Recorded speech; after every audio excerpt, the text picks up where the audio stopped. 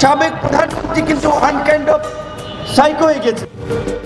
গণ অধিকার পরিষদ শুরু থেকেই গণহত্যার বিচারে সোচ্চার, কিন্তু সরকারের তৎপরতা পরিলক্ষিত হচ্ছে না। 48 ঘন্টার মধ্যে গণহত্যার বিচার ও আওয়ামী লীগকে নিষিদ্ধের বিষয়ে সরকারের অবস্থান স্পষ্ট না হলে প্রধান উপদেষ্টার বাসভবন যমুনা ঘেরাও করা হবে।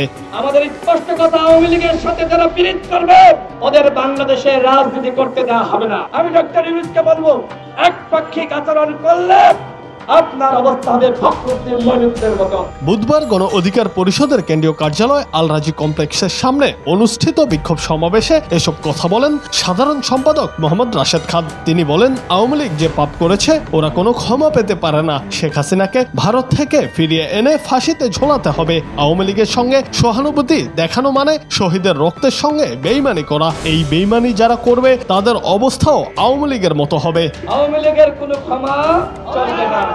এই সরকার আওয়ামী লীগকে নিষিদ্ধ করে, তাহলে বিএনপি সেটি মেনে নেবে।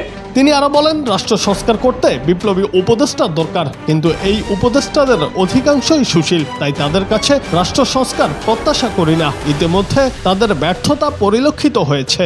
তোমরা তো বিপ্লবী না, যারা বিপ্লবী ছিল তাদেরকে মাইনাস করে উপদেষ্টা পরিষদ গঠন করা হয়েছে।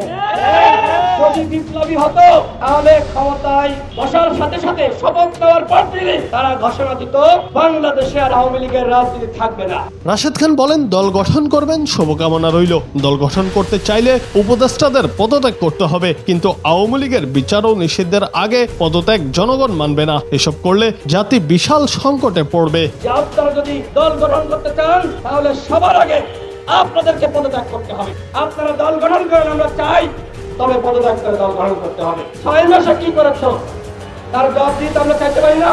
তোমরা লাল গাড়ি চাই, তোমরা কি করো, খাল উৎপাদন করতে চাও।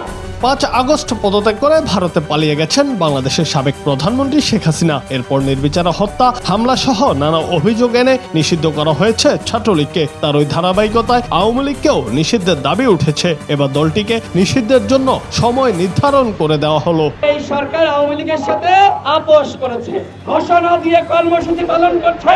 আর এই স্বরাষ্ট্র উপদেষ্টা সে কি করছে? কেন পুলিশ বাহিনীকে, র্যাবকে, সেনাবাহিনীকে মাঠে থাকার আহ্বান জানে না? কেন তিরণী অভিযান চালিয়ে কেন আওয়ামী লীগকে গ্রেপ্তার করছে না? জুনায়েদ আহমেদ, বাংলা টিভি।